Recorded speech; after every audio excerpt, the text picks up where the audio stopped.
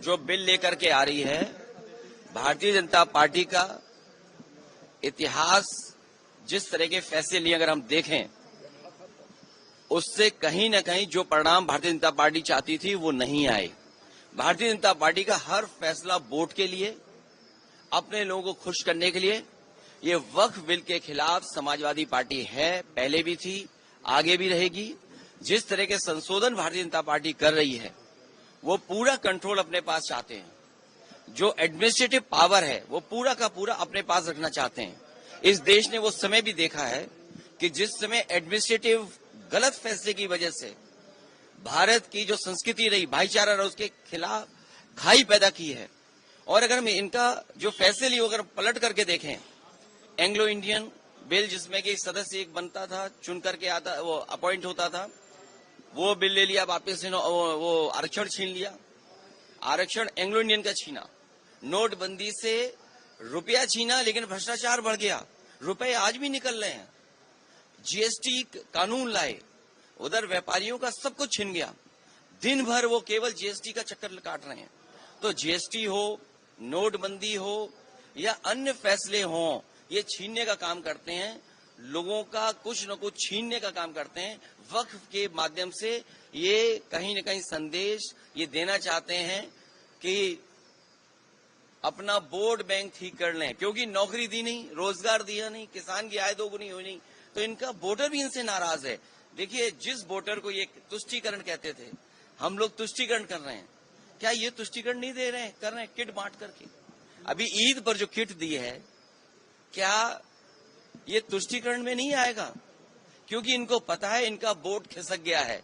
अभी तक तो ये हिंदू भाइयों को गुमराह करते थे, अब इनकी कोशिश है कि मुसलमान भाइयों को भी गुमराह कर दें। सर, वो कह रहे हैं वक्फ पे विपक्ष गुमराह कर रहा है। सर कह रहे हैं कि वक्फ पे आप एंग्लो इंडियन इन्होंने छीना, क्या विपक्ष ने गुमराह किया?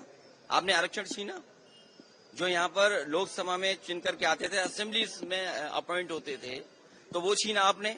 नोटबंदी पे आपने कहा कि आतंकवाद खत्म हो जाएगा, इनके लोगों को माफी मांगने जाना पड़ा। क्या आप सोच सकते हो? फौज के गलत फैसले की वजह से, हालांकि नई बात बनती ये कहने की है, लेकिन फिर भी कह रहे हैं, एक घटना ऐसी हुई जिसमें इनको माफी मांगनी पड़ी फौज के बड़े अधिकारी को जाकर के, जो गलत एनकाउंटर हुआ था। तो इन्हीं की वजह से आतंकवाद बढ़ रहा है। नोटबंदी फैसला लिया, क्या भ्रष्टाचार नहीं बढ़ा? एक व्यापारी उत्तर प्रदेश में, जिसके इत्र व्यापारी था, कारोबारी, 250 करोड़ रुपए निकला था नोटबंदी के बाद, और ये कहा गया समाजवादी पार्टी का है। जब इनकी बदनामी हुई, इनका फैसला गलत हुआ, इन्होंने अपनी बदनामी छिपाने के लिए समाजवादी पार्टी के जो पूर्व एमएलसी उसके घर पे छापा मारा। तो जीएसटी सरलीकरण कह रहे थे, इसी लोकसभा में आजादी की तरह जश्न मना था जीएसटी का। जीएसटी से क्या व्यापारी संतुष्ट है? जीएसटी से करप्शन बढ़ा, महंगाई बढ़ी, और व्यापारी के सामने संकट पैदा हो गया। योगी आदित्यनाथ जी का कहना है कि शरद की जो नमाज है वो नमाज पढ़ने की जगह नहीं है। उनको जिस तरह से 66 करोड़ मुस्लिम आए, देखिए वो अनुशासन का पालन किया, हिंदू आए, और जिस तरह से धार्मिक अनुशासन का पालन किया, उससे उनको सीख लेनी चाहिए। हाँ, हमारे जो मुख्यमंत्री जी हैं, उनकी गिनती की भाषा विधानसभा में उन्होंने कहा 46 में 56। उनसे भर्ती के बारे में पूछा गया तो उन्होंने 46 में 56 कहा। और आप सब पढ़े लिखे लोग हैं, कोई इसमें ऐसा नहीं है जो थोड़ा बहुत गणित न जानता हो। 66 करोड़ लोगों का आना, मैंने मान लिया, स्वीकार कर लिया कि आए हैं, लेकिन क्या ये फिगर सही है? अगर 66 करोड़ लोग गिन सकते हैं ये लोग, तो बताओ जो 1000 हिंदू भाई श्रद्धालु खोए हैं, लगभग 1000 हिंदू भाई श्रद्धालु जो खोए हैं, उसकी गिनती, उसके नाम अभी तक सरकार नहीं बता पा रही है। जो हमारे श्रद्धालु श्रद्धा से आए, श्रद्धा भावना से आए, और वहां पर जाकर के उन्होंने कुंभ को संपन्न कराया, उनकी जान चली गई, किसी की मदद नहीं हुई, आज तक सूची नहीं आई। जो लोग एक्सीडेंट में आने जाने में जिनकी जान चली गई, उसके लिए क्या किया सरकार ने? जो हिंदू भाई 1000 खो गए, वो गिनती नहीं बता पा रहे हैं। जो मर गए उनका नाम नहीं बता पा रहे हैं, और 66 करोड़ गिन ली। और तब जब इन्होंने कहा कि डिजिटल कुंभ है, ड्रोन कैमरे हैं, सीसीटीवी है, मैं तो दावा करता हूं, मैं कहता हूं आपसे भी, इसमें आप भी सहयोग और मदद करें कि जो सीसीटीवी पे आया होगा भगदड़, क्या सरकार ने जारी किया उसको? और फिर सरकार की जांच में कहा गया कि जो संगम नोज है, त्रिवेणी है, वहां पर घटना के समय पर कुछ हजार ही मोबाइल नेटवर्क में आए थे। अगर मैं उन्हीं का स्टेटमेंट कहना मान लूं तो 50,000 लोग, 1 लाख लोग। सोचिए, जो सरकार 100 करोड़ का इंतजाम कर रही थी, वो 1 लाख लोगों को सुविधा नहीं दे पाई, जिससे भगदड़ जान चली गई। जान जाने वालों का नाम नहीं बता पा रहे हैं। ये सब इसलिए हो रहा है क्योंकि इन्हें बेरोजगारी की फिक्र नहीं देना है, इन्हें महंगाई के बारे में चर्चा नहीं करनी है। किसान की आय दोगुनी हो, ये मैंने नहीं कहा, ये बीजेपी ने कहा किसान की आय दोगुनी होगी। इन्होंने मूंगफली नहीं खरीदी, सरसों के तेल वाले को कोई लाभ नहीं पहुंचाया, विदेशी सरसों तेल खा रहे हैं सब लोग। तो ये जो तमाम नाकामी है उसको छिपाने के लिए करें। और आज ही एक सर्वे आया है, सर्वे जो आया है उसमें उत्तर प्रदेश आखिरी है। एक बहुत प्रतिष्ठित मैगजीन ने सर्वे किया है सभी स्टेट्स का, और उसमें सबसे आखिरी में कोई दिखाई दे रहा है तो वो हमारा उत्तर प्रदेश है। और देखिए, इतिहास वही पलटना चाहिए जिस इतिहास से भविष्य बनता हो, वरना इतिहास को इतिहास ही रहने देना चाहिए। और सोचिए, ये एक सड़क पे नवाज की बात नहीं है।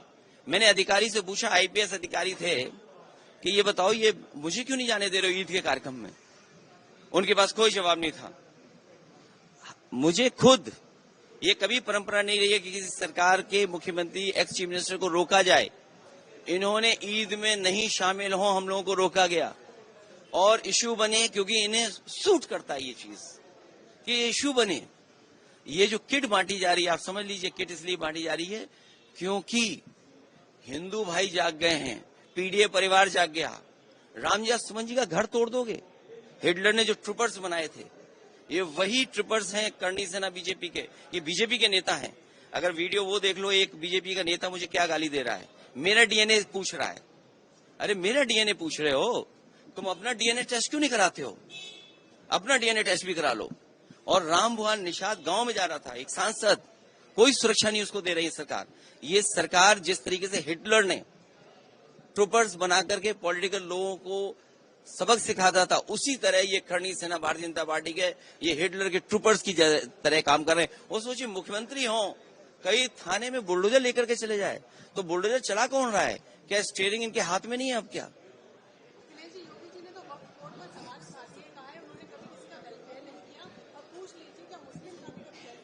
वो किसका वेलफेयर कर रहे हैं? मुख्यमंत्री जी किसका वेलफेयर कर रहे हैं?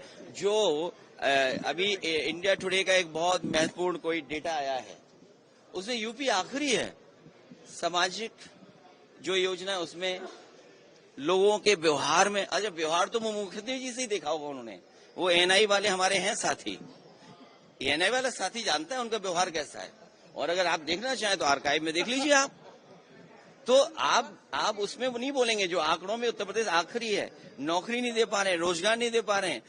जो कुंभ में लोग आए हैं उनकी गिनती ही नहीं मुख्यमंत्री जी बता पा रहे हैं। उत्तराखंड के मुख्यमंत्री उनके राह पे चल पड़े हैं। हमारे यूपी के मुख्यमंत्री को उत्तराखंड भेज दो।